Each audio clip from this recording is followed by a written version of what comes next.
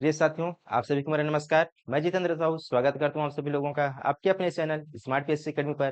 साथियों, हम पढ़ रहे हैं पंचायती राज और पिछले की क्लास में हमने पंचायती राज में छत्तीसगढ़ पंचायती राज अधिनियम इसको पढ़ते-पढ़ते हम पंचायतों के लिए गठित समितियां, पंचायतों की समितियां इस पर हम बात कर रहे थे। इस पर 2 वीडियो आए आए मतलब आई है, पहला और दूसरा। अब इसके बाद आगे की टॉपिक रहेगी हम लोगों के पंचायती राज विशिष्ट।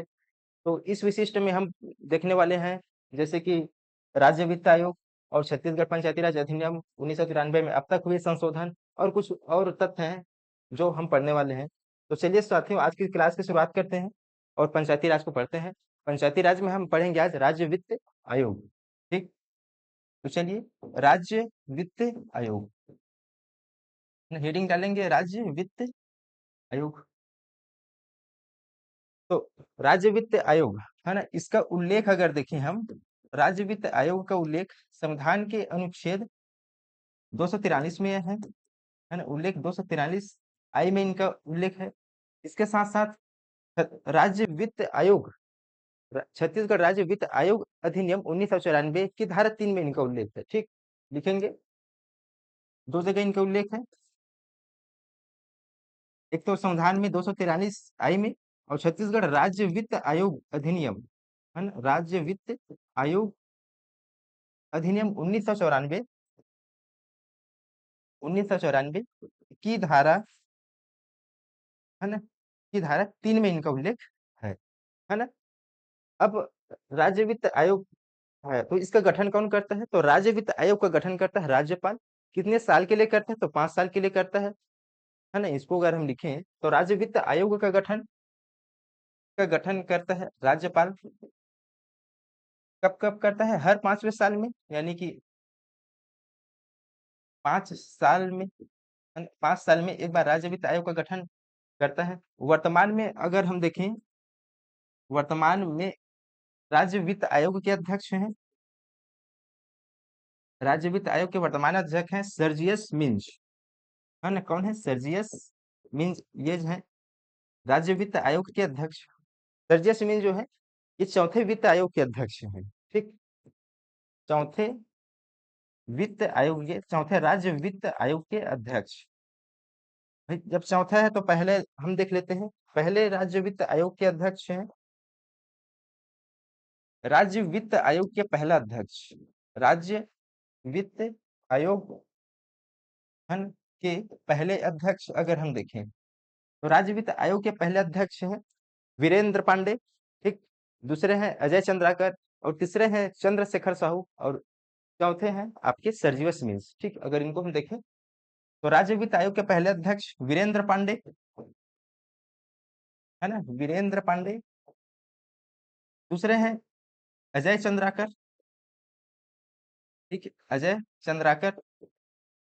तीसरे हैं सी एस साहू, यानी चंद्रशेखर साहू, चंद्रशेखर साहू। और अभी जो चौथे राज्य वित्त आयोग के अध्यक्ष हैं सर्जियस मिंज, है ना, सर्जियस मिंज, ये चौथे राज्य वित्त आयोग के अध्यक्ष हैं। ठीक, ये जो चौथे राज्य वित्त आयोग है, अगर हम बात करें तीसरे राज्य वित्त आयोग का कार्यकाल, तो 2017 से लेके 2022 तक इनका कार्यकाल था। ठीक, 2017 से लेके 2022 तक इनका कार्यकाल था। और ये जो तीसरे राज्य वित्त आयोग मतलब तीसरे जो राज्य वित्त आयोग है ना, तीसरे राज्य वित्त, इनका कार्यकाल को 2025 तक बढ़ा दिया गया, यानी कि इनको एक्सटेंड करके 2025 तक। अब 2025 से लेके 2030 तक चौथे राज्य वित्त आयोग के अध्यक्ष होंगे सर्जियस मिंज, यानी कि इनका कार्यकाल कब से लेके कब तक होगा? 2025 से लेके 2030 तक, है ना। तो इतनी बातें राज्य वित्त आयोग के अध्यक्ष से हमें याद रखनी है। अब हम देखते हैं राज्य वित्त आयोग के कार्य। ठीक, तो राज्य वित्त आयोग करता क्या है, इस पर अगर हम बात करें तो राज्य वित्त आयोग जो है वो पंचायतों एवं नगरीय निकायों के वित्तीय स्थिति की समीक्षा करता है। ठीक, पहला पॉइंट क्या है? पंचायतों एवं नगरीय निकायों की वित्तीय स्थिति की समीक्षा करता है। दूसरा, कर राजस्व के वितरण के प्रतिशत का निर्धारण करता है। ठीक, कर राजस्व में के वितरण का प्रतिशत निर्धारित करता है। अगर इनको हम लिखें तो कैसे लिखेंगे? पंचायतों, हेडिंग डालकर लिखेंगे राज्य वित्त आयोग के कार्य, राज्य वित्त आयोग के कार्य, इनका कार्य है क्या है? पहला पॉइंट, पंचायतों एवं, ठीक, पंचायतों एवं नगरीय निकायों की वित्तीय स्थिति की समीक्षा करता है। पंचायतों एवं नगरीय निकायों की वित्तीय स्थिति की, है ना, पंचायतों नगरीय निकायों की वित्तीय स्थिति की समीक्षा करता है, समीक्षा करता है। ठीक, दूसरा काम है इनका, ये कर राजस्व के वितरण का प्रतिशत भी निर्धारित करता है। ठीक, कर राजस्व के वितरण का प्रतिशत निर्धारित करता है, मतलब राज्य सरकार जो है कितने प्रतिशत जो है वो पंचायतों को कर राजस्व में से हिस्सा देगी, इनका निर्धारित करता है। तो क्या लिखेंगे? कर राजस्व के वितरण का प्रतिशत, प्रतिशत निर्धारित करता है ना, कर राजस्व के वितरण का प्रतिशत निर्धारित करता है। तीसरा काम है इनका, पंचायतों को आवंटित होने वाली जो राशि है, ठीक, पंचायतों को आवंटित होने वाली राशि या अनुदान, इसका भी निर्धारित करता है। ठीक, पंचायतों को आवंटित होने वाली राशि या अनुदान, इनका निर्धारण करता है। तीसरा कार्य है इनका, पंचायतों को आवंटित होने वाली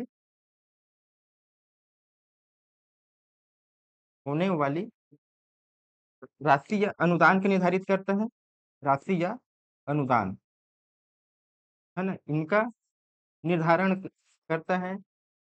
ठीक, निर्धारण करता है।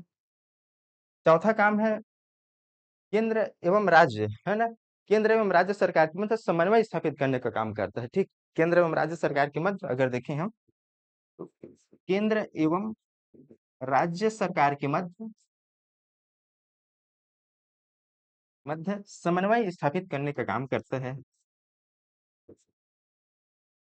ना, केंद्र एवं राज्य सरकार के मध्य समन्वय स्थापित करता है। और हम इनके काम देखें तो ये राज्य सरकार को वित्तीय सलाह भी प्रदान करता है ना, और अन्य कार्य जो राज्यपाल इनको सौंपे ये काम भी करता है राज्य वित्त आयोग। तो अगली देखें,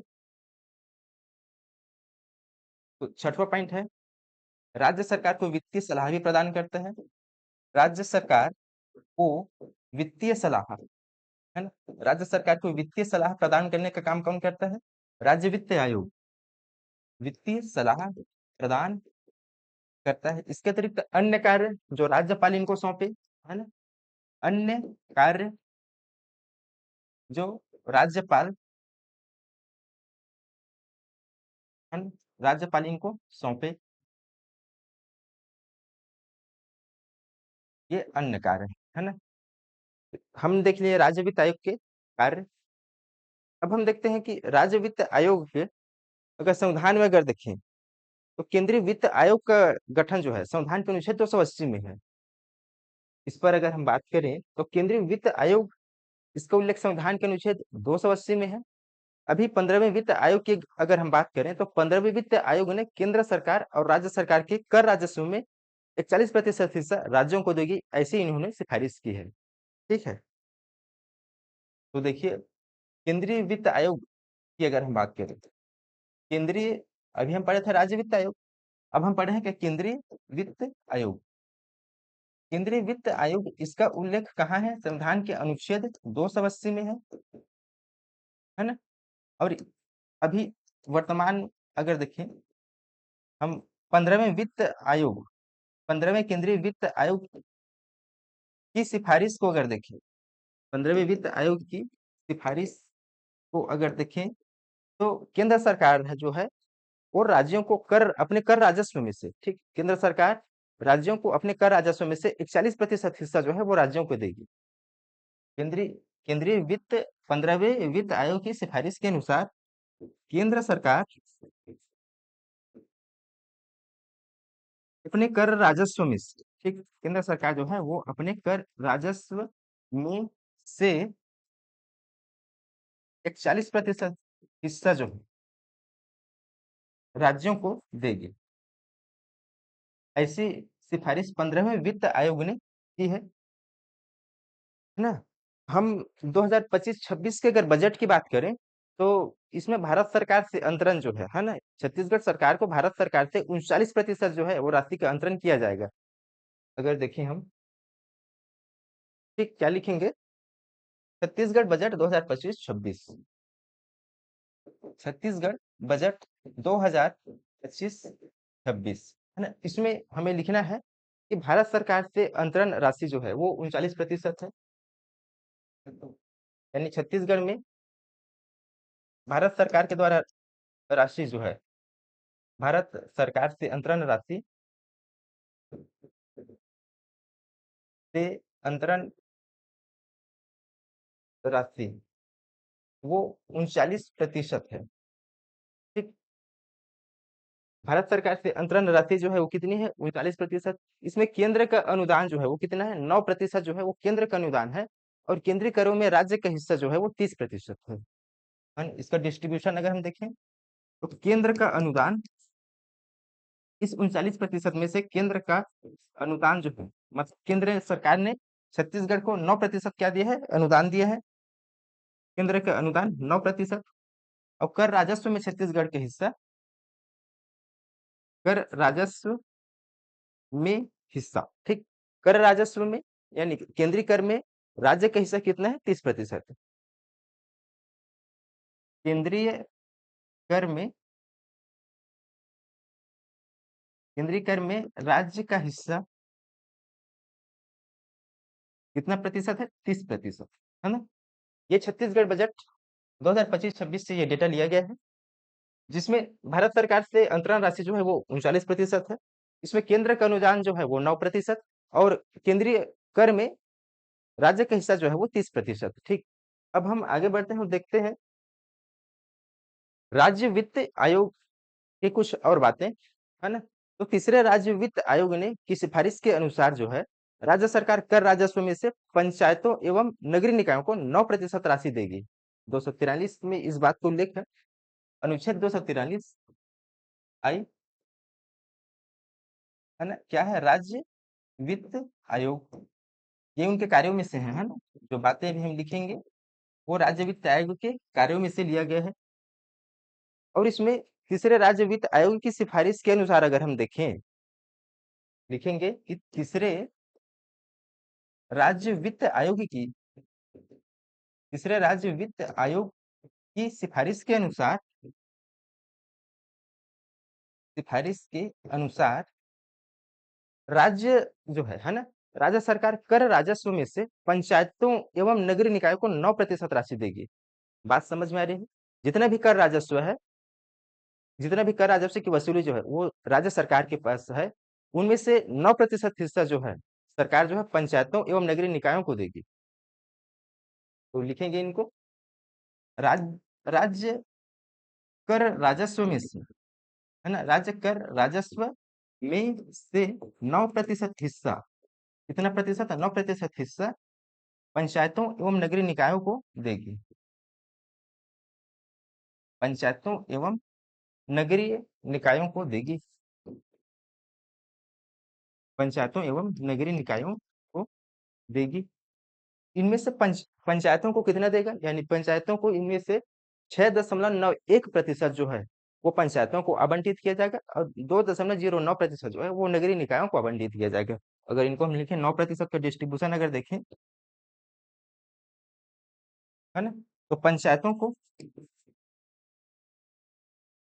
6.91% देगी, और नगरीय निकायों को, नगरीय निकायों को 2.09% जो है राशि, 9% में से 6.91% जो है वो पंचायतों को देगी, और 2.09% जो वो नगरीय निकायों को आवंटित किया जाएगा। अब इस पंचायतों को आवंटित राशि है, इसको अगर हम देखें, मतलब इसका जो ये जो 6.91% है, इसका हम और अगर डिस्ट्रीब्यूशन देखें, है ना, तो पंचायतों को आवंटित राशि, पंचायतों को आवंटित राशि में से पंचायत बोले तो अगर जिला, जिला जनपद और ग्राम, जिला जनपद पंचायत और ग्राम पंचायत, तो जिला में से 5% राशि जो है, ठीक, जिला पंचायत को दी जाएगी, और 5% राशि जो है वो जनपद पंचायत को दी जाएगी। और और जो 90% राशि है वो ग्राम पंचायतों को दिया जाएगा, है ना। 90% राशि किनको दी जाएगी? ग्राम पंचायतों को दी जाएगी। ठीक। अब आगे हम बढ़ते हैं और देखते हैं कि छत्तीसगढ़ बजट में पंचायत एवं ग्रामीण विकास के लिए क्या क्या है ना। पंचायत एवं ग्रामीण विकास को इस साल छत्तीसगढ़ बजट 2025-26 में कितनी राशि आवंटित हुई हुई है, इनको अगर हम देखें तो हेडिंग लिखेंगे छत्तीसगढ़ बजट 2025-26। छत्तीसगढ़ बजट 2025-26, इसमें अगर देखें, है ना, तो पंचायतों एवं ग्रामीण विकास विभाग, पंचायतों एवं ग्रामीण विकास विभाग, ग्रामीण विकास विभाग, इनको आवंटित राशि, इस वर्ष आवंटित राशि कितना है? 18,461 करोड़ रुपए। ठीक, कितनी राशि इस साल पंचायतों को, पंचायत एवं ग्रामीण विकास विभाग को मिला है? तो 18,461 करोड़ रुपए, और इनका बजट में हिस्सा कितना है? 10%। ठीक। ठीक। तो आवंटित राशि कितना है? 18,461 करोड़ रुपया इस वर्ष। ठीक। 18,461 करोड़ रुपया जो है 2025-26 के बजट में पंचायतों एवं ग्रामीण विकास विभाग को दिया जाएगा। ये जो राशि है, मतलब हिस्सा कितना है? 10%।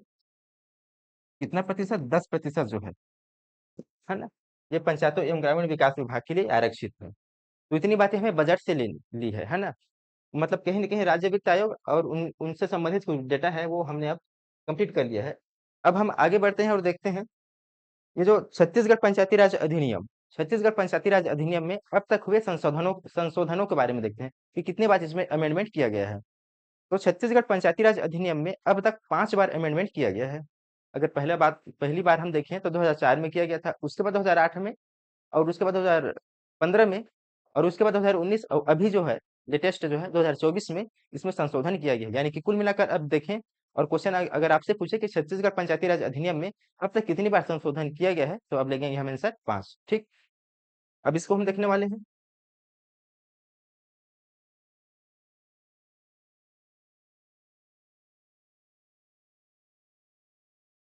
ठीक।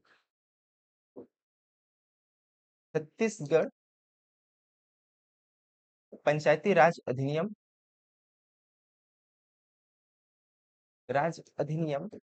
1993 में हुए संशोधन, 1993 में हुए संशोधन। जिस तरह से हम पढ़ते हैं संविधान संशोधन, है ना, उसी तरह से छत्तीसगढ़ पंचायती राज अधिनियम 1993 में हुए संशोधनों को पढ़ेंगे अब। ठीक। तो इसमें अब तक 5 बार संशोधन हुआ है।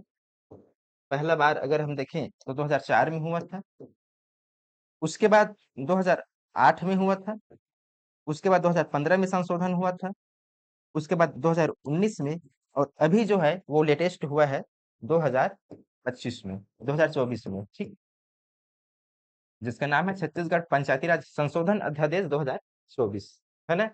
तो हम 2019 और 2025 में क्या क्या संशोधन हुए इसको हम अगर देखें तो चलिए हम सबसे पहले देखेंगे छत्तीसगढ़ पंचायती राज संशोधन अध्यादेश 2019। हेडिंग लिखेंगे छत्तीसगढ़ पंचायती राज, क्या लिखेंगे? छत्तीसगढ़ पंचायती राज संशोधन अध्यादेश 2019। अध्यादेश का मतलब ये है कि इस समय विधानसभा जो है वो सत्र में नहीं है। यानी राज्यपाल जो है वो अपने मन से लाया है कानून, और जैसे विधानसभा आता है उसके बाद ये जो अध्यादेश आता है उनको 6 महीने के अंदर जो है विधानसभा में पारित कराना होता है। जैसे ही अध्यादेश को विधानसभा ने पारित कर दिया उसके बाद क्या बन जाता है? वो अधिनियम बन जाता है ना। तो इसको लाया है कौन? राज्यपाल ने। छत्तीसगढ़ पंचायती राज संशोधन अध्यादेश 2019। इसमें क्या क्या बातें जो है, क्या क्या परिवर्तन इसमें किया गया है, इसको हम देखें तो पहला बात जो है योग्यता से संबंधित परिवर्तन किया गया है। पहला बात, योग्यता संबंधित परिवर्तन, योग्यता संबंधित परिवर्तन।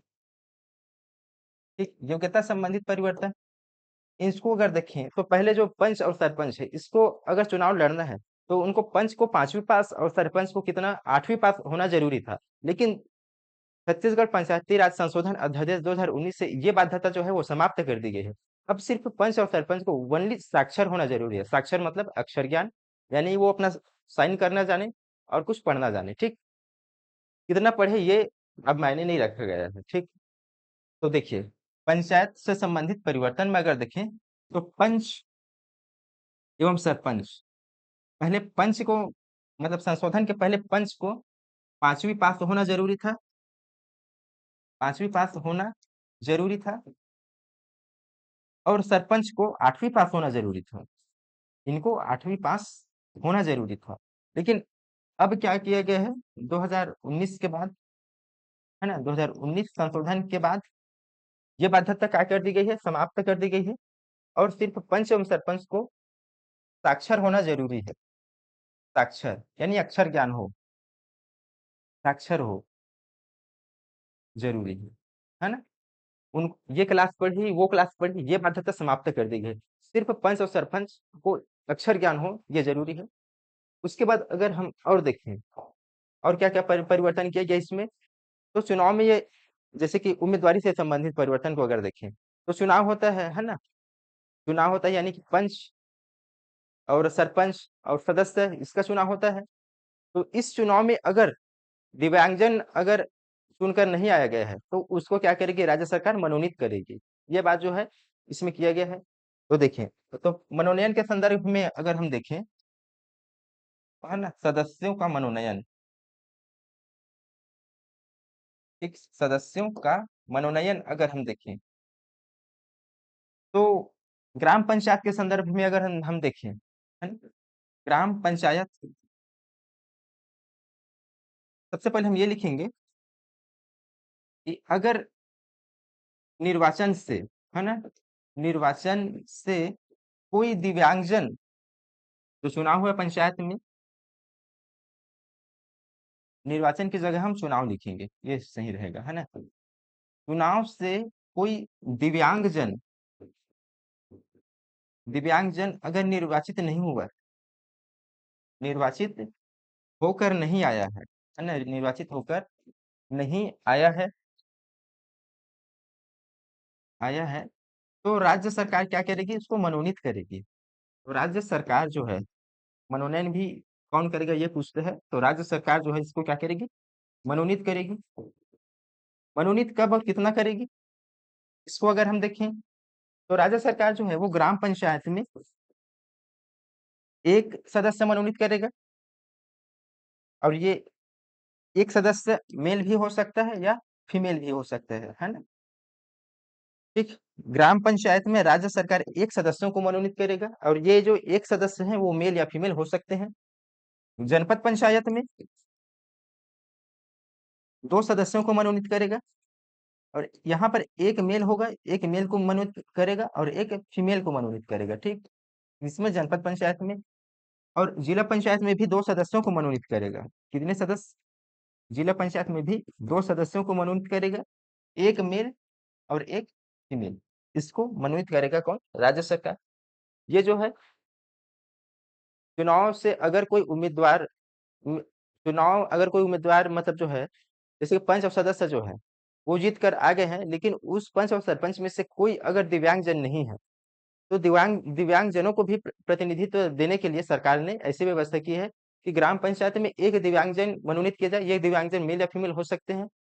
जनपद व जिले में दो दिव्यांगजन, जिसमें एक मेल और एक फीमेल, ये होंगे, ठीक। अब इसके बाद हम देखते हैं, क्योंकि हम संशोधन पढ़ रहे हैं, तो पहला संशोधन उनकी साक्षरता से संबंधित था, दूसरा संशोधन वो दिव्यांगजन से संबंधित था। अब तीसरा संशोधन हम देखेंगे प्रतिभूति निक्षेप की राशि, यानी जैसे कि अगर कोई भी उम्मीदवार अगर वो फॉर्म डालता है तो उस समय ना उनको कुछ कुछ राशि देनी होती है। मतलब अगर पंच के लिए अगर कोई खड़ा होता है तो उसको एक आवेदन भरना होता है, साथ साथ में कुछ रुपए भी उनको जमा करनी होती है रिटर्निंग ऑफिसर के पास, है ना। तो इसमें भी कुछ चेंजेस किए गए हैं 2019 में।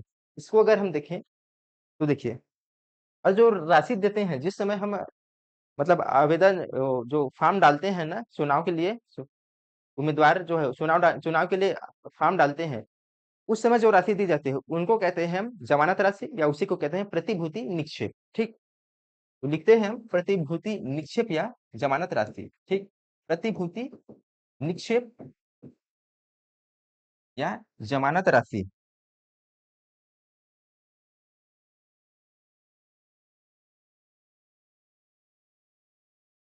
प्रतिभूति निक्षेप या जमानत राशि, है ना ये।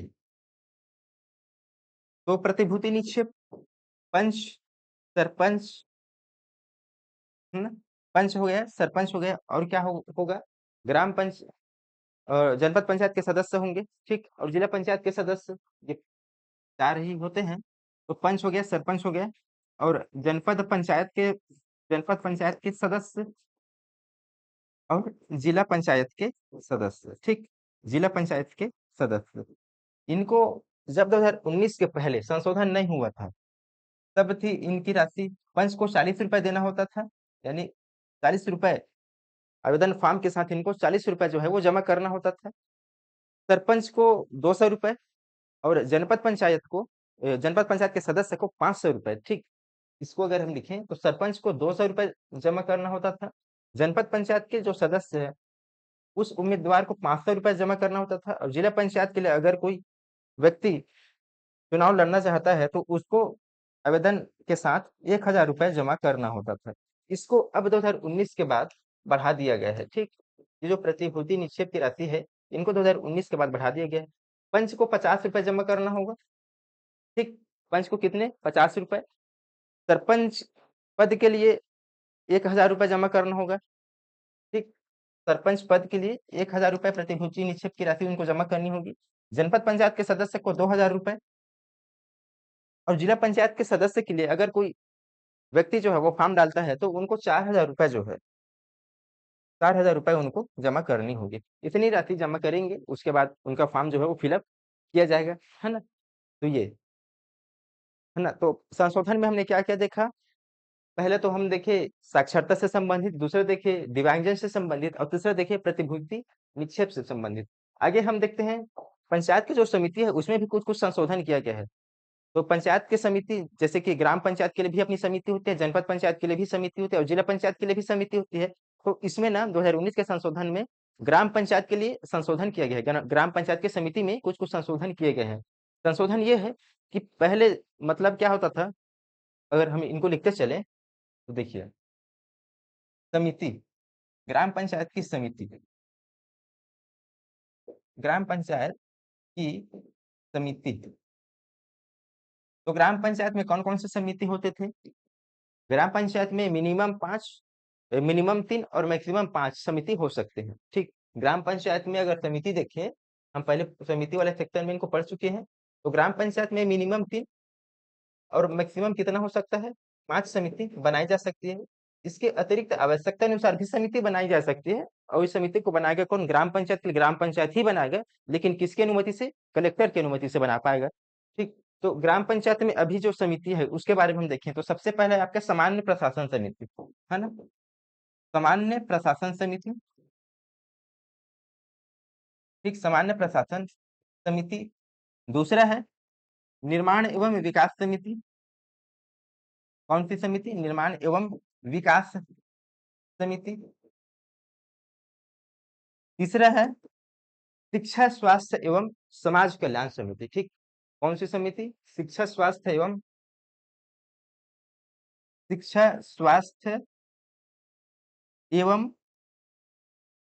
समाज कल्याण समिति, है ना, शिक्षा स्वास्थ्य एवं समाज कल्याण समिति। और चौथी समिति है कृषि राजस्व एवं वन समिति। कृषि राजस्व एवं वन समिति। चौथी समिति कौन सी है, कृषि राजस्व एवं वन समिति। और जो पांचवी समिति है जिसको 2019 में बनाया गया है, ये लेटेस्ट यानी कि सबसे नवीन समिति कौन सी है, ग्राम गौठान समिति।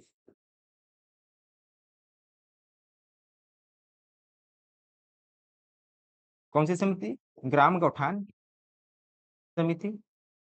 ये समिति बना है 2019 में, क्योंकि उस समय स्वराज्य ग्राम योजना चल रहा था और स्लोगन था नरवा गरुआ घुरवा और बाड़ी छत्तीसगढ़ के चार चिन्हारी, है ना? इसी के ध्यान में रखते हुए ग्राम गौठान समिति जो है वो पंचायत में बनाया गया था। इसमें ये जो कृषि राजस्व एवं वन समिति है, इसमें कुछ कुछ संशोधन किया गया था। कैसी संशोधन? तो पहले क्या था, कृषि था, पशुपालन, कृषि पशुपालन मत्स्य एवं वन और राजस्व ये समिति था। इन सबको प्रतिस्थापित करके अब इसको नाम दिया गया है कृषि राजस्व एवं एवं वन समिति, है ना? तो किसका प्रतिस्थापन किया गया है यहाँ पर? अगर प्रतिस्थापन देखें तो कृषि पशुपालन, कृषि पशुपालन, मत्स्य पालन, वन एवं राजस्व समिति। ठीक, कौन सी समिति? वन एवं राजस्व समिति। इसका प्रतिस्थापन कर अब कृषि राजस्व एवं वन समिति का नाम इनको दिया गया है। ठीक, तो संशोधन इसमें कहाँ पर हुआ है? कृषि राजस्व एवं वन समिति, इसमें संशोधन हुआ है। और किस चीज का प्रतिस्थापन किया गया? पहले था आपका कृषि पशुपालन मत्स्य मत्स्य वन एवं राजस्व, ये था। इसको प्रतिस्थापित कर कृषि राजस्व एवं वन समिति किया गया है। और जो ग्राम गौठान समिति है, ये जो नवीन इसको ना मतलब ग्राम गौठान समिति को एक नया समिति का गठन किया गया है। ठीक, तो ये समिति से संबंधित संशोधन है। अब आगे हम देखते हैं। अब हम आगे देखेंगे। देख, हमने छत्तीसगढ़ पंचायती राज अधिनियम 1993 में 2019 में हुए संशोधन, इसको देख लिए। मतलब 2019 के बाद हमें क्या क्या नवीन चीज इसमें परिवर्तन हुआ है, इसको अब ध्यान में रख के हम चलेंगे। अब इसके बाद हुआ है 2024 में संशोधन, इसको हम देखें तो इसमें क्या है? इसमें 2024 में मिलिट्री जो है वो आरक्षण से संबंधित संशोधन किया गया है। ठीक, और वो भी आरक्षण किससे? ओबीसी आरक्षण से संबंधित संशोधन जो है वो 2019 2024 में किया गया। तो इसको हम देखें। तो इसका नाम है छत्तीसगढ़ पंचायती राज संशोधन अध्यादेश 2024। ठीक, नाम क्या है इसका? छत्तीसगढ़ पंचायती राज संशोधन अध्यादेश, संशोधन अध्यादेश 2024, है ना? छत्तीसगढ़ पंचायती राज संशोधन अध्यादेश 2024। इसको अगर हम देखें, ये जो अध्यादेश है यानी ये जो संशोधन है वो मेनली आरक्षण से संबंधित है। तो इससे पहले हम ये देखें कि पंचायतों में आरक्षण की कैसी कैसी व्यवस्था की, किस तरह से व्यवस्था थी इस संशोधन के पहले। आरक्षण को अगर हम देखें, है ना, इस संशोधन को पढ़ने से पहले हम पंचायती राज व्यवस्था में क्या देखेंगे? पहले आरक्षण को देख लेते हैं, उसके बाद हम इस संशोधन में क्या हुआ इसको देखेंगे। तो देखिए, आरक्षण, पंचायतों में आरक्षण। तो पंचायतों में जो आरक्षण है, फिर वही सामान्य क्षेत्र के लिए आरक्षण, सामान्य क्षेत्र के पंचायत के लिए आरक्षण, सामान्य क्षेत्र और दूसरा अनुसूचित क्षेत्र, है ना? कौन कौन सी दो क्षेत्र? सामान्य क्षेत्र और अनुसूचित क्षेत्र में आरक्षण की बात करता है। ठीक, कौन कौन से क्षेत्र में? सामान्य क्षेत्र में भी और अनुसूचित क्षेत्र, दोनों क्षेत्र में आरक्षण दिया जाएगा। तो सामान्य क्षेत्र की अगर हम बात करें तो सामान्य क्षेत्र में सदस्य पद पर आरक्षण, है ना? सदस्य पद पर भी आरक्षण दिया जाएगा और अध्यक्ष पद पर भी आरक्षण दिया जाएगा। इसी तरह से अनुसूचित क्षेत्र में भी सदस्य पद पर आरक्षण दिया जाएगा, है ना? सदस्य पद पर भी आरक्षण दिया जाएगा और अध्यक्ष पद के लिए भी आरक्षण दिया जाएगा, है ना? अब हम देखें कि सामान्य क्षेत्र की ग्राम सभा में जो सदस्य पद है और अध्यक्ष पद है, इस पर आरक्षण जो है वो किस तरह से मिलता था। तो सामान्य क्षेत्र की ग्राम सभा, सामान्य क्षेत्र की, है ना, सामान्य क्षेत्र में अगर इसको हम देखें तो सदस्य पद पर आरक्षण और दूसरा अध्यक्ष पद पर आरक्षण, दो पद सदस्य और अध्यक्ष। तो सदस्य पद पर आरक्षण दिया जाता था कितना? इस समय एससी और एसटी, ठीक ध्यान रखेंगे, एससी और एसटी को आरक्षण दिया जाता था, लेकिन इनको आरक्षण जो है वो जनसंख्या के अनुपात में दिया जाता था। एससी एसटी की जनसंख्या अगर 50% से कम है तब ओबीसी को आरक्षण जो है वो 25% दिया जाएगा। ये 2024 के संशोधन के पहले की बात है कि अगर SC ST की जनसंख्या SC ST की जनसंख्या अगर 50% से कम है, ठीक, 50% से कम अगर SC ST की जनसंख्या है, तब ओबीसी यानी अदर बैकवर्ड कास्ट, अन्य पिछड़ा वर्ग, तब ओबीसी को 25% आरक्षण दिया जाएगा। 25% आरक्षण दिया जाएगा, है ना। और ये तो हो गई बात SC ST और ओबीसी की। और महिला को आरक्षण जो है, पंचायतों के चुनाव में महिला को आरक्षण जो है वो 50% दिया जाएगा, है ना। कितना प्रतिशत? 50% आरक्षण जो है वो महिलाओं को दिया जाएगा पंचायतों को चुनाव में, सदस्य पद पर। तो SC ST की जनसंख्या कितनी है? मतलब पंचायतों में आरक्षण जो है वो जनसंख्या के अनुपात में दिया जाएगा। अगर SC ST की जनसंख्या 50% से कम है, तब ओबीसी को आरक्षण जो है वो 25% दिया जाएगा, और महिलाओं को आरक्षण जो है वो 50% दिया जाएगा। लेकिन इसमें अब क्या हुआ है? संशोधन। संशोधन क्या हुआ है 2024 में?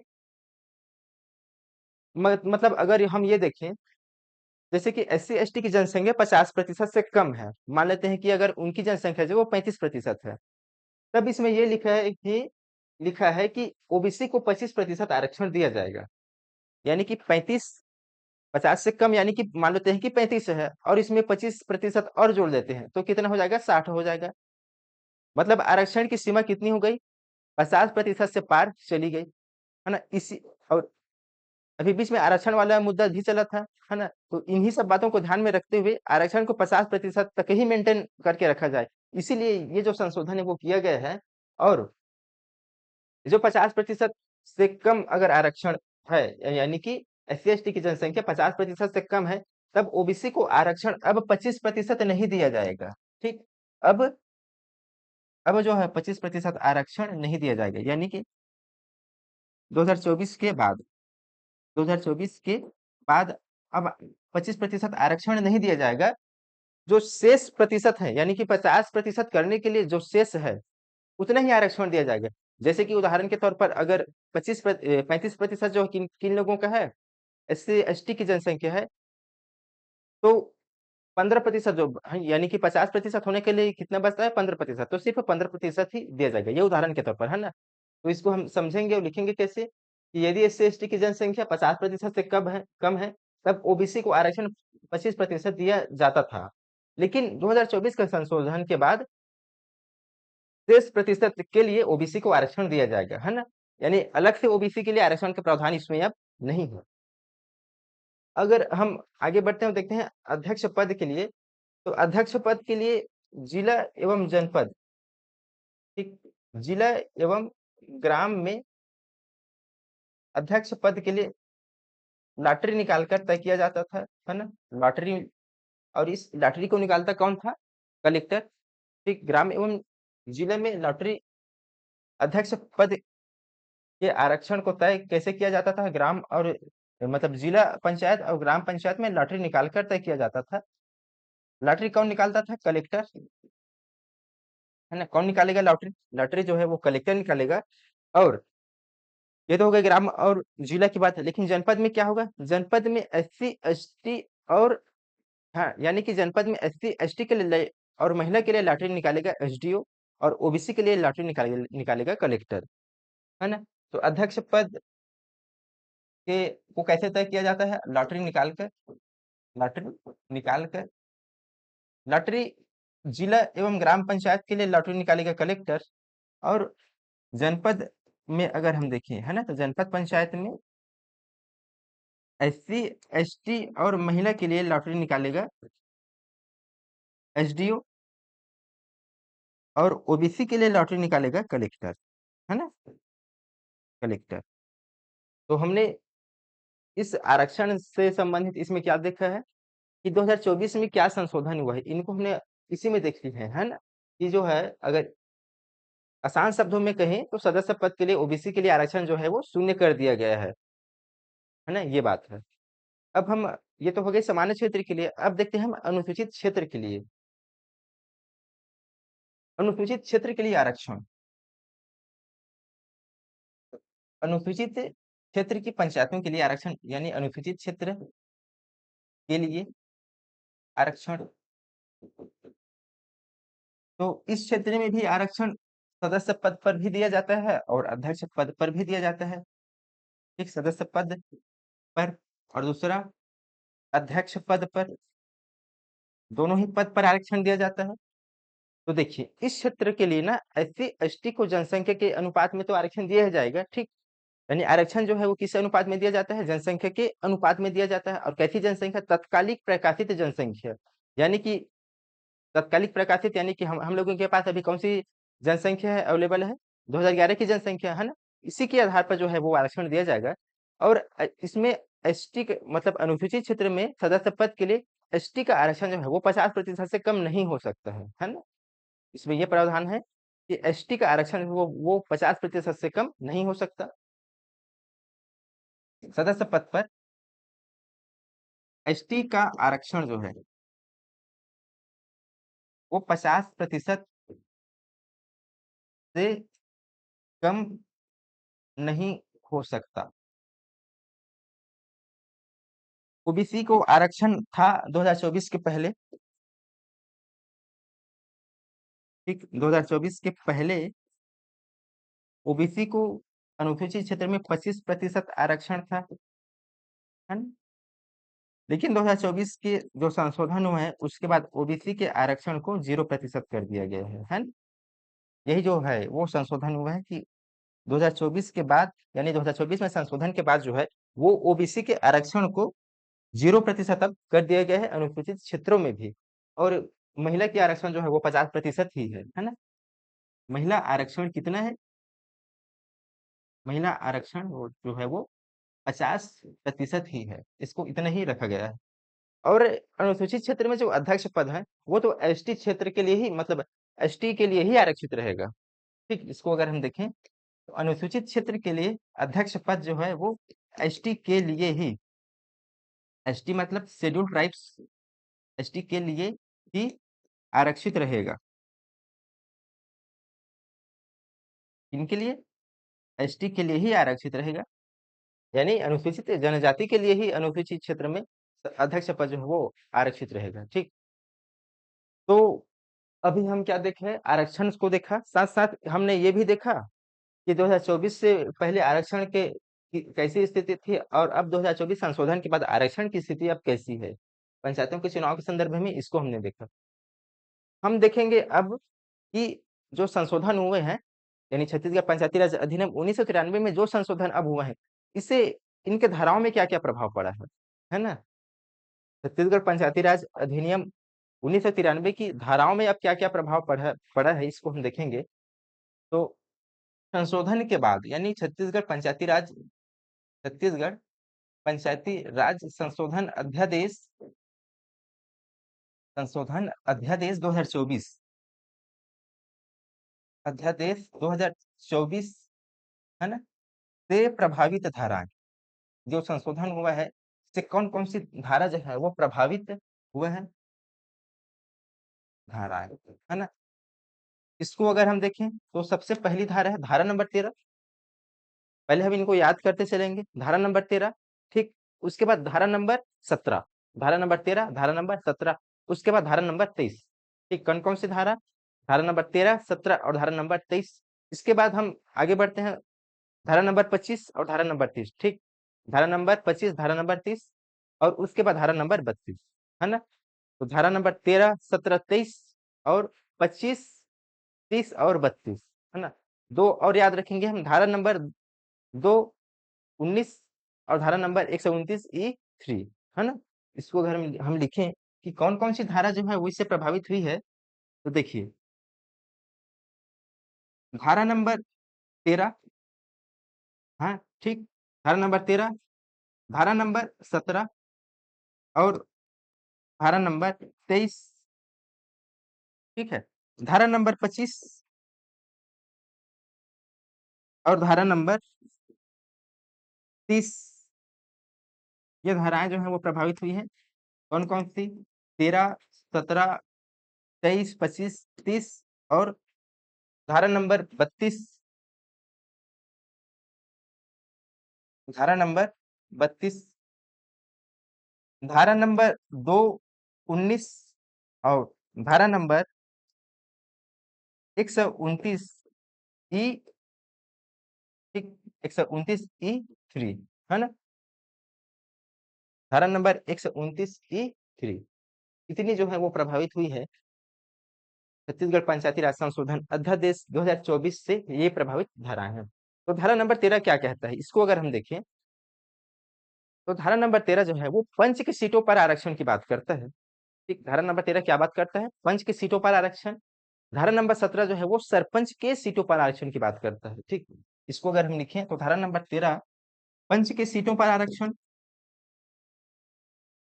पंच के सीटों पर आरक्षण, ये बात करता है धारा नंबर 13। धारा नंबर 13 जो है वो सरपंच की सीटों पर आरक्षण, ठीक, इनके सीटों पर, सरपंच के सीटों पर आरक्षण। धारा नंबर 23 जो है वो जनपद पंचायत सदस्य के सीटों पर आरक्षण, क्या बात करता है, जनपद पंचायत सदस्य, है ना, जनपद पंचायत सदस्य की सीटों पर आरक्षण। और धारा नंबर 25 जो है वो जनपद पंचायत के अध्यक्ष के सीटों पर आरक्षण, इनकी सीटों पर, जनपद पंचायत के अध्यक्ष के सीट पर आरक्षण, के सीट पर आरक्षण की बात करता है। और धारा नंबर 30 जो है वो जिला पंचायत के सदस्य, ठीक, इनकी जिला पंचायत के सदस्य के सीट पर आरक्षण की बात करता है। और धारा नंबर 32 जो है वो जिला पंचायत अध्यक्ष के सीट पर, है ना, जिला पंचायत अध्यक्ष के सीट पर आरक्षण, इसकी बात करता है। और धारा नंबर 219 जो है वो आरक्षण जो है वो तत्कालिक प्रकाशित जनगणना के आधार पर दिया जाएगा, है ना। तो धारा नंबर धारा नंबर 219 में इस बात का उल्लेख है कि ओबीसी की जनसंख्या जो है वो वर्तमान जनसंख्या के आधार पर लिया जाएगा।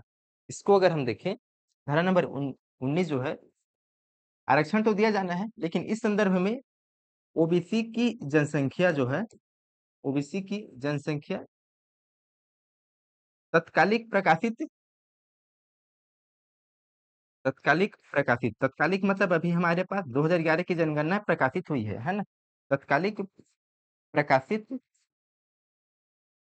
जनगणना के आधार पर लिया जाएगा। ओबीसी की जनसंख्या को आरक्षण के संदर्भ में तत्कालिक प्रकाशित जनगणना के आधार पर लिया जाएगा। और 129E, 129E3 जो है इनको समाप्त कर दिया गया। और ये 129E3 क्या कहता था, अनुसूचित क्षेत्र में ओबीसी को आरक्षण, है ना, इसी अनुसूचित क्षेत्र में ओबीसी के आरक्षण को अब क्या कर दिया गया है, समाप्त कर दिया गया है। यानी 129E3 को अब क्या कर दिया गया है, समाप्त कर दिया गया है। 129E3 अब क्या हो गया है, समाप्त। और ये 129E3 क्या कहता था, अनुसूचित क्षेत्र में, अनुसूचित क्षेत्र में ओबीसी आरक्षण,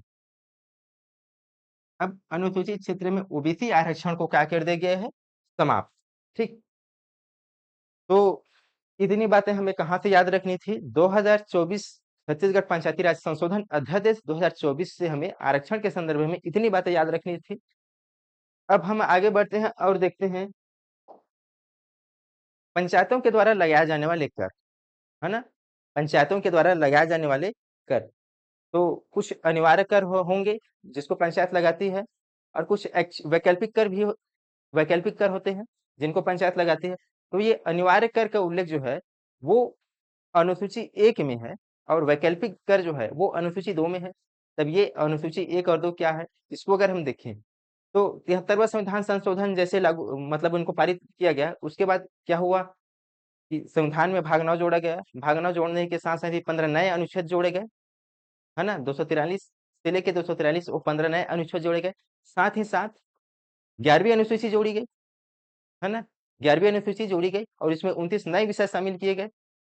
ठीक, तो ये बात है। तो देखिए हम देखते हैं छत्तीसगढ़ पंचायती राज अधिनियम में हमने देखा था कि वो जो 73वां संविधान संशोधन के बाद जो संविधान में 11वीं अनुसूची थी, 11वीं अनुसूची, इसके बारे में हम बात कर रहे थे। अब हम देखते हैं छत्तीसगढ़ पंचायती राज अधिनियम में जो 4 अनुसूची है, यानी कि 73वां संविधान संशोधन के बाद हर राज्य को पंचायतों का गठन करना क्या है, अनिवार्य है। और राज्य जो है वो पंचायतों का गठन क्या करेगी, कानून बनाकर करेगी। इसीलिए छत्तीसगढ़ राज्य ने भी कानून बनाया। और कौन सा कानून बनाया? छत्तीसगढ़ पंचायती राज अधिनियम 1993। इस अधिनियम में 15 अध्याय, 132 धाराएं और 4 अनुसूची है।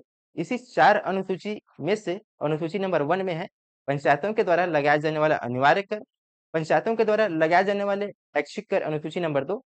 और अनुसूची नंबर 3 में है कर वसूली को ठेके पर दिया जाना। अनुसूची नंबर 4 है पंचायतों की शक्तियां, है ना। ये जो 4 अनुसूची है छत्तीसगढ़ पंचायती राज अधिनियम 1993 में, वो किस इस तरह से है। तो इसको अगर हम देखें तो पंचायतों के द्वारा लगाए जाने वाले कर, है ना, पंचायतों के द्वारा लगाया जाने वाला कर, लगाया जाने वाला कर, ठीक। तो पंचायतों जो जो है वो एक अनिवार्य कर लगाती है, पंचायत अनिवार्य कर। और दूसरा ऐच्छिक कर भी वैकल्पिक कर लगाती है, वैकल्पिक कर। तो अनिवार्य कर जिसका उल्लेख जो है वो छत्तीसगढ़ पंचायती राज अधिनियम, है ना, इसका उल्लेख अगर हम देखें, उल्लेख अनिवार्य करों का उल्लेख छत्तीसगढ़ पंचायती राज अधिनियम 1993 की अनुसूची नंबर 1 में है ना, की अनुसूची नंबर 1 में है। अनिवार्य कर के बारे में उल्लेख, है ना। और वैकल्पिक कर के बारे में उल्लेख छत्तीसगढ़ पंचायती राज अधिनियम 1993 की अनुसूची 2 में है।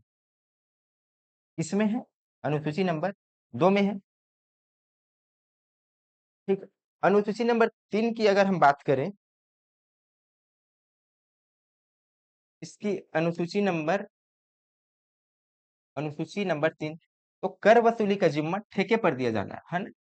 क्या है? कर वसूली जो है, कर वसूली ठेके पर दिया जाना, अनुसूची नंबर 3 दिया जाना। और अनुसूची नंबर 4 है पंचायतों की शक्तियां, ठीक। इसमें भी पंचायतों की शक्तियां जो है वो बताई गई है। देखते हैं कि अनुसूची नंबर 4, इसमें है पंचायतों की शक्तियां, पंचायतों की शक्तियां, अनुसूची नंबर 4 इसमें बताई गई है ना। तो अब हम एक एक करके ये जो अनुसूची है इनको हम पढ़ते जाते हैं और देखते हैं हम सबसे पहले अनुसूची नंबर 1। तो अनुसूची नंबर 1 जिसका उल्लेख जो वो कहाँ है? छत्तीसगढ़ पंचायती राज अधिनियम इसमें भी है ना, ठीक। अगर इसको हम देखें तो अनुसूची 1 में क्या क्या बातें हैं, सबसे पहले इसको अगर हम देखें तो ग्राम पंचायत एवं जनपद पंचायत के द्वारा लगाए जाने वाला अनिवार्य कर, ये क्या है अनुसूची नंबर 1 में। और ये जो छत्तीसगढ़ पंचायती राज अधिनियम 1993 की कौन सी धारा से संबंधित है अनुसूची नंबर 1, इसके बारे में अगर हम बात करें तो ये संबंधित धारा है 77 1, ठीक। कौन सी धारा? 77 1, है ना। लिखते हैं इसको हम अनुसूची 1, अनुसूची 1। तो अनुसूची 1 में यह है क्या? पंचायतों के द्वारा लगाए जाने वाले अनिवार्य कर, है ना? पंचायतों के द्वारा लगाए जाने वाला अनिवार्य कर, अनिवार्य कर। और इसका उल्लेख किसमें है? छत्तीसगढ़ पंचायती राज अधिनियम 1993 की धारा 77 1, ठीक। उल्लेख किसमें है? छत्तीसगढ़ पंचायती राज अधिनियम 1993 की धारा 77 1, है ना। 77 1 में इसका उल्लेख है पंचायतों के द्वारा लगाए जाने वाले अनिवार्य कर, ठीक, है ना। अब हम आगे देखते हैं कि कौन कौन से कर हैं जो ग्राम पंचायत के अनिवार्य कर होंगे। तो हम देखते हैं कि ग्राम पंचायत के द्वारा लगाए जाने वाले अनिवार्य कर, सबसे पहले लिखेंगे हम ग्राम पंचायत के द्वारा लगाया जाने वाला अनिवार्य कर। ठीक, लगाया जाने वाला अनिवार्य कर। तो कौन कौन से वो कर हैं जिनको ग्राम पंचायत लगाएगी ही लगाएगी, इस पर कोई किसी तरह से कोई छूट नहीं दिया जाएगा। तो पहला कर है उस पहला कर जो है वो संपत्ति कर। तो संपत्ति कर कैसी हो गई? उस ग्राम पंचायत के क्षेत्राधिकार में आने वाले, है ना, उस ग्राम पंचायत के क्षेत्राधिकार में आने वाले भूमि एवं मकान को मिलाकर अगर उनकी वैल्यू अगर आंके तो 6,000 रुपए से अगर ज्यादा है, 6,000 रुपए से ज्यादा है, तो उस पर जो क्या है वो संपत्ति कर आरोपित किया जा सकता है ना। ठीक, कितनी संपत्ति कर जो है वो 6,000 रुपए से अगर ज्यादा है तो संपत्ति कर लगाया जा सकता है। दूसरा क्या है? निजी संडास, ऐसे संडास जिनकी संडास जो है उनका सफाई, मतलब संडास जो है वो निजी है लेकिन उनकी सफाई कौन करे? जिसकी सफाई जो है वो ग्राम पंचायत करे, उस पर भी कर लगाया जा सकते हैं, है ना। तो इसको अगर हम देखें, पहला बात है संपत्ति कर। पहला क्या है? संपत्ति कर। संपत्ति कर तो कैसी संपत्ति? मतलब ऐसी संपत्ति, है ना, उस ग्राम के क्षेत्राधिकार में आने वाले भूमि व भवन। इसको अगर हम लिखें, उस ग्राम के क्षेत्राधिकार में आने वाले, है ना, उस ग्राम के क्षेत्राधिकार में आने वाले वाले भूमि व भवन, उस ग्राम के क्षेत्राधिकार में आने वाले भूमि व भवन जिसकी वैल्यू कितनी है? जिसकी वैल्यू जो 6,000 रुपए से ज्यादा है। ठीक, भूमि व भवन को मिलाकर उनकी वैल्यू 6,000 रुपए से ज्यादा है, तो उस पर ग्राम पंचायत जो है, ग्राम पंचायत संपत्ति कर आरोपित कर सकती है। संपत्ति कर आरोपित करेगी। ठीक, संपत्ति कर आरोपित करेगी। ये ग्राम पंचायत मतलब संपत्ति कर से संबंधित बात है। दूसरी बात है, आगे हम बढ़ते हैं, संडास, है ना, निजी संडास इस पर लगाई जाती है। निजी संडास पर भी, निजी संडास पर, है ना, जिसकी सफाई, निजी संडास जिसकी सफाई कौन करे? ग्राम पंचायत करती है, करती है, उस पर कर लगाया जा सकता है न? उस पर भी कर लगाया जा सकता है। दूसरा क्या है? प्रकाश की व्यवस्था के एवज में कर लगाई जा सकती है ना। प्रकाश की व्यवस्था करती है ग्राम पंचायत, इस एवज में भी कर लगाई जा सकती है। तीसरी है हाट बाजार की व्यवस्था करती है ग्राम पंचायत, उस पर भी कर लगाया जा सकता है, मतलब उस पर भी कर लगाता है। ठीक, इसको अगर हम देखें तो प्रकाश की व्यवस्था के एवज में कर, प्रकाश की व्यवस्था के एवज में, प्रकाश की व्यवस्था के एवज में कर। दूसरी क्या है? हाट बाजार की व्यवस्था, हाट बाजार कर, है ना। इसको अगर हम देखें तो ये हाट बाजार कर, हाट बाजार पर भी वो क्या कर सकती है? कर लगा सकती है। और नेक्स्ट बात है कि आजीविका पर भी कर लगाई जा सकती है। कैसी? मतलब जैसे ग्राम पंचायत के क्षेत्राधिकार में व्यापार व्यवसाय वृत्ति, है ना, ग्राम पंचायत के क्षेत्राधिकार में अगर कोई व्यक्ति व्यापार व्यवसाय करता है तो उस पर भी कर लगाया जा सकता है ना। तो इनको लिखेंगे हम ग्राम पंचायत के क्षेत्राधिकार में, ग्राम पंचायत के क्षेत्राधिकार में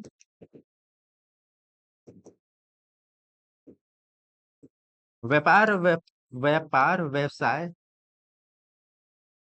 वृत्ति पर आजीविका कर, है ना।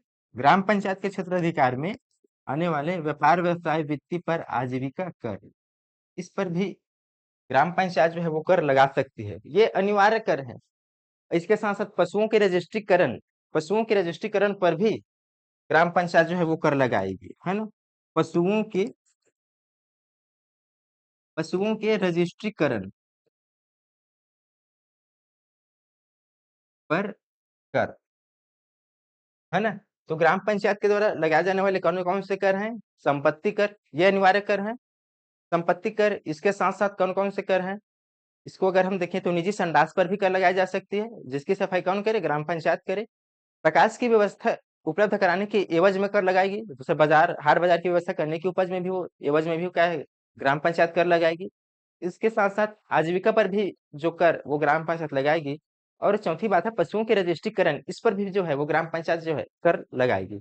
ये अनिवार्य कर है। इसके बाद अगर हम देखें तो वैकल्पिक करों पर हम बात करें, है ना? तो वैकल्पिक कर जो है ग्राम पंचायत ये अनिवार्य कर लगाती है, और जनपद पंचायत जो है, मतलब ग्राम पंचायत के द्वारा लगाए जाने वाले ये अनिवार्य कर है ना? अब हम देखते हैं जनपद पंचायत के द्वारा लगाए जाने वाले अनिवार्य कर, यानी कि कर कौन कौन लगाती है? ग्राम पंचायत भी लगाती है और जनपद पंचायत भी लगाती है। तो अभी अभी तक हम देख चुके हैं ग्राम पंचायत के द्वारा लगाए जाने वाले अनिवार्य कर। अब हम देखते हैं जनपद पंचायत के द्वारा लगाए जाने वाले अनिवार्य कर, है ना? जनपद पंचायत के द्वारा लगाया जाने वाला वाला अनिवार्य कर, है ना? ग्राम पंचायत के द्वारा लगाया जाने वाला अनिवार्य कर। उसके बाद हम देख रहे हैं जनपद पंचायत के द्वारा लगाया जाने वाला अनिवार्य कर। तो जनपद पंचायत जो है वो सिर्फ जो लिखेंगे इसी विषय पर भी वो अनिवार्य कर लगा सकते हैं कि कौन कौन से विषय पर? सार्वजनिक स्थल पर अगर नाट्यशाला एवं मनोरंजन, इस पर वो कर लगा सकते हैं। सिर्फ कौन कौन से कर लगा सकते हैं जनपद पंचायत? मनोरंजन कर, है ना? जनपद पंचायत कौन से कर लगाएगी? मनोरंजन कर। और ये मनोरंजन कर क्या है? जनपद पंचायत के लिए अनिवार्य कर, है ना? ये अनिवार्य कर है मनोरंजन कर। ठीक, मनोरंजन कर कौन लगाती है? जनपद पंचायत।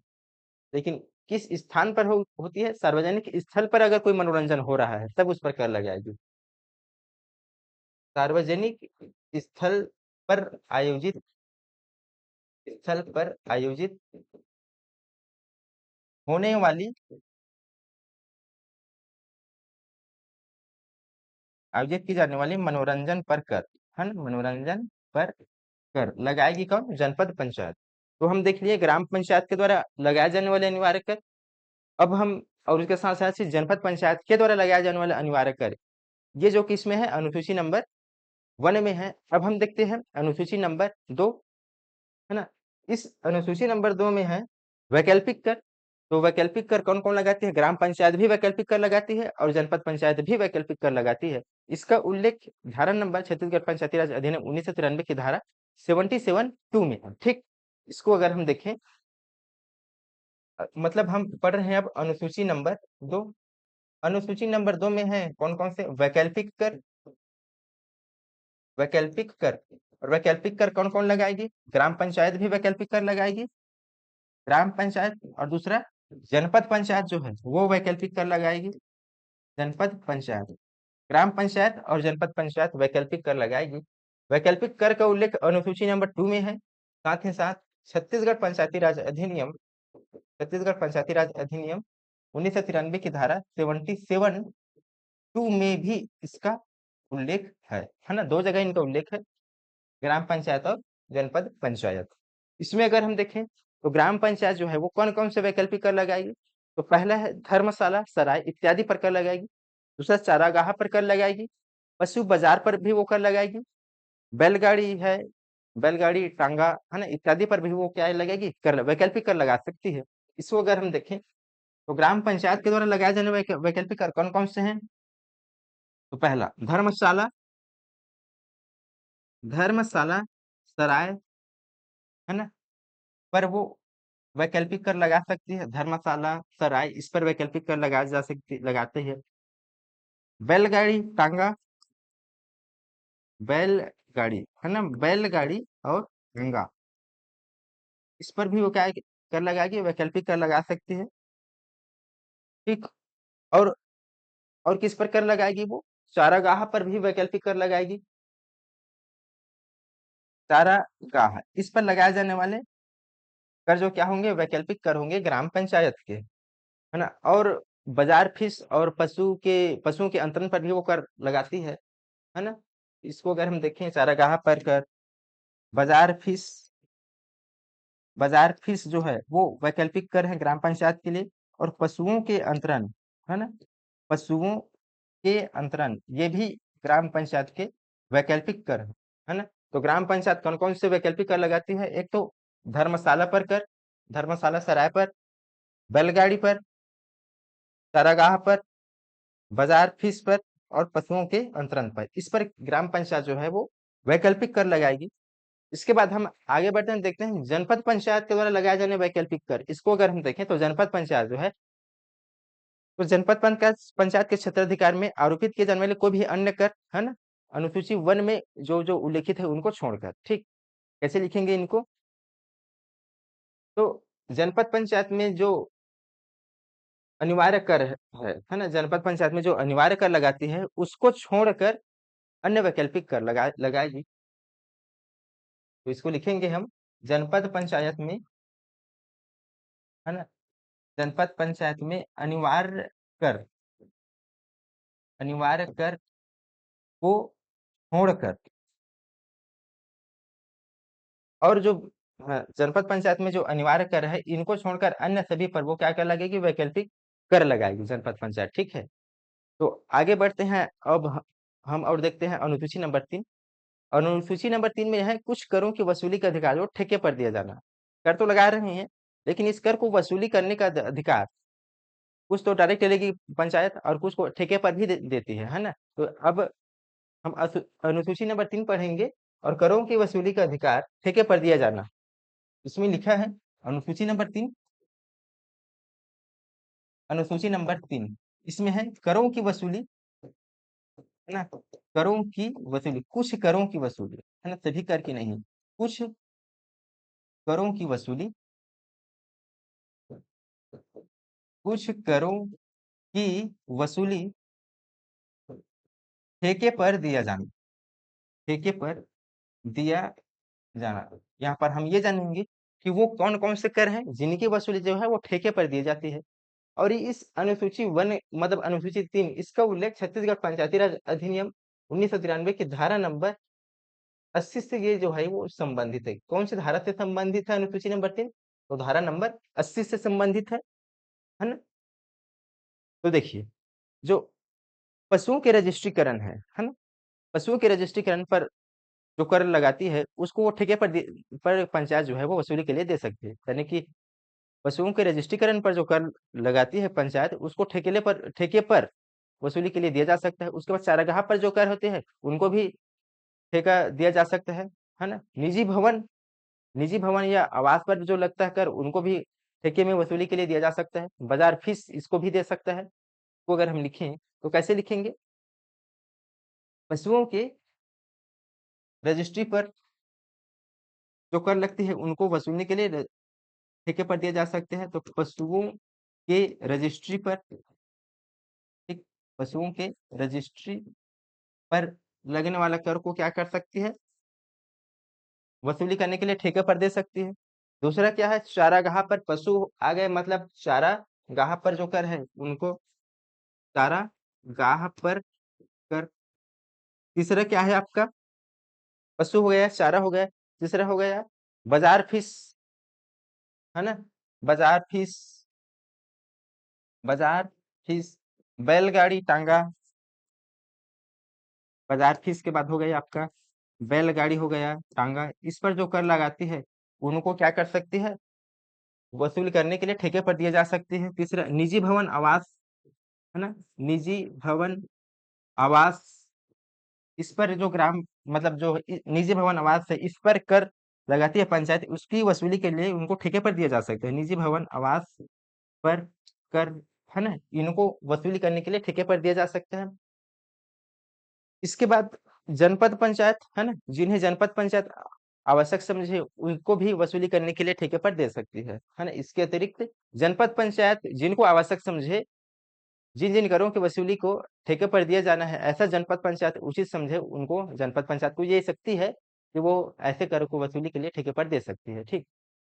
अब इसके बाद हम पढ़ेंगे अनुसूची नंबर 4। और अनुसूची नंबर 4 में ये लिखा है पंचायतों की शक्तियां, पंचायतों की शक्तियां, कृत्य, दायित्व। ये किसमें लिखा है? अनुसूची नंबर 4। और पंचायतों की शक्तियां जो है या कृत्य है, इसको हम पहले की वीडियो में पढ़ चुके हैं। ठीक, तो इसको यहाँ पर हम नाम लिखते हैं अनुसूची नंबर 4। अनुसूची नंबर 4 इसमें है पंचायतों की शक्तियां, पंचायतों की शक्तियां या कृत्य। और इसका उल्लेख अगर हम देखें तो 53 में है। कौन सी धारा? धारा नंबर 53 वन में इनका उल्लेख है। ठीक, धारा नंबर 53 वन में इनका उल्लेख है। और पंचायतों की शक्तियां या कृत्य किनसे संबंधित है? तो जो 11वीं अनुसूची में जो 29 विषय हैं ये उनसे संबंधित है ना। इनको अगर हम लिखें तो ये किससे संबंधित है? संबंधित, ये 29 विषय से संबंधित है। और इस 29 विषय पर क्या बनती है? समिति भी बनती है और इस पर पंचायत जो है वो काम भी करती है। यानी कि कहीं न कहीं हम पंचायतों की शक्तियाँ एकीकृत इनको हम देख चुके हैं, है ना? तो पंचायतों की शक्तियाँ जिनका संबंध किससे है? अनुसूची नंबर 4 से और छत्तीसगढ़ पंचायती राज अधिनियम 1993 की धारा 53 वन से संबंधित है पंचायतों की शक्तियाँ। ठीक, आगे हम बढ़ते हैं और देखते हैं ये जो पंचायत है ना? पंचायत के पदाधिकारियों के जो मानदेय है, यानी कि उनको पंच को कितना वेतन मिलता है, सरपंच को कितना वेतन मिलता है, इसके बारे में हम अब देखते हैं। तो देखिए, पंचायत के पदाधिकारियों के मानदेय मतलब अनुसूची 4 मतलब अनुसूचियां जो है छत्तीसगढ़ पंचायती राज अधिनियम में वो अब क्या हो गया है, कंप्लीट कर चुके हैं उनको। अब हम देखते हैं पंचायत के पदाधिकारियों के मानदेय। पंचायत के पदाधिकारियों के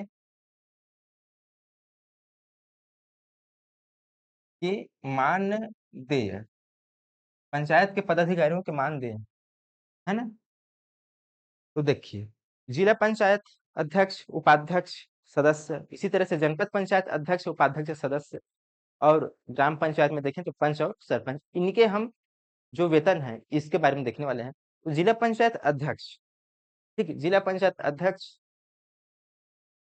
के वेतन, जिला पंचायत अध्यक्ष, जिला पंचायत के अध्यक्ष को कितना मिलता है? 25,000 रुपए प्रति माह। ठीक, कितना? 25,000 रुपए प्रति माह। जन जिला पंचायत के उपाध्यक्ष को, इनके उपाध्यक्ष को 15,000 रुपए प्रति माह मिलता है। 15,000 रुपए प्रति माह मिलता है। और जिला पंचायत का सदस्य जो आदमी बन गया, हम्म, जिला पंचायत का सदस्य, इनको मिलता है आपका 10,000 रुपए, है ना। 10,000 रुपए जिला पंचायत के सदस्य को मिलता है। ठीक, ये है जिला पंचायत के संदर्भ में। इसी तरह हम देखें जनपद पंचायत, जनपद पंचायत, है ना। तो जनपद पंचायत में कौन कौन होते हैं? फिर वही अध्यक्ष, जनपद पंचायत के अध्यक्ष, दूसरा उपाध्यक्ष, अध्यक्ष, उपाध्यक्ष और सदस्य। अध्यक्ष, उपाध्यक्ष और सदस्य। तो जनपद पंचायत के अध्यक्ष हैं, इनको जो मानदेय मिलता है वो 10,000। कितनी? 10,000। उपाध्यक्ष को 6,000 और जो सदस्य है उनको 5,000, है ना। तो अध्यक्ष को कितना? 10,000 प्रति माह।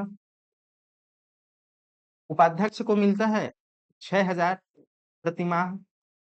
और जो सदस्य है उनको मिलता है 5,000। कितना?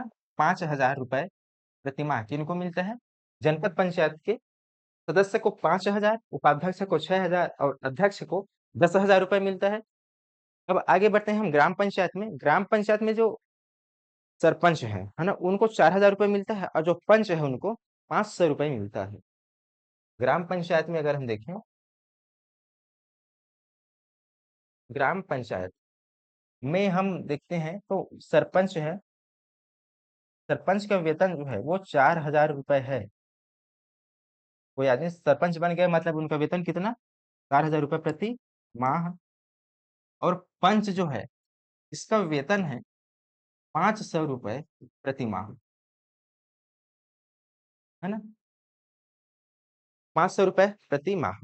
तो प्रिय साथियों, आज हमने पंचायतों में जो विशिष्ट बातें हैं इनको हमने देखा। इसी तरह से विशिष्ट के वीडियो और आएंगे पंचायतों के संदर्भ में, है ना। तो आज के लिए बस इतना ही। मिलते हैं अगली वीडियो में अगले टॉपिक के साथ। तब तक के लिए जय हिंद, जय भारत, जय छत्तीसगढ़।